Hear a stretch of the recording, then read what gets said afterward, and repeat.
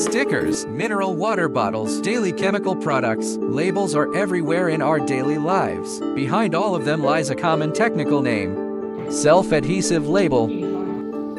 A typical pressure-sensitive label consists of 4 parts: coating, face stock, adhesive, and liner.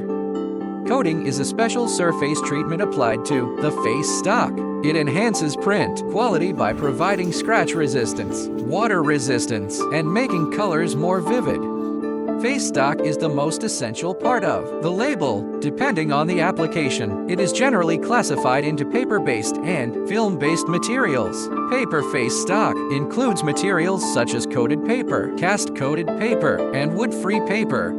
Film face stock is made from plastic, with common types being PET, PP, and PVC. Adhesives fall into 3 categories: water-based adhesive, solvent-based adhesive, and hot melt adhesive. Hot melt adhesive are eco-friendly but temperature-sensitive. Water-based adhesives are stable and environmentally friendly. Solvent-based adhesives provide the strongest bonding and are commonly used for outdoor applications, though they come at a higher cost.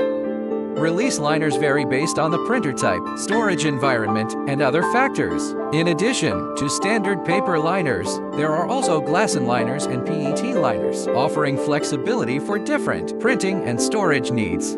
Let's take a look inside the factory to understand how these labels are made. The process begins with a release liner to ensure that no adhesive remains on the liner when separated from the face stock. It is first treated with lamination and silicone coating. After this treatment, a layer of adhesive is applied, and then the face stock is laminated onto it. These materials are produced in large rolls, which are then slid into smaller rolls or sheets, depending on the requirements of different printing machines. Eventually, they become the everyday labels we use.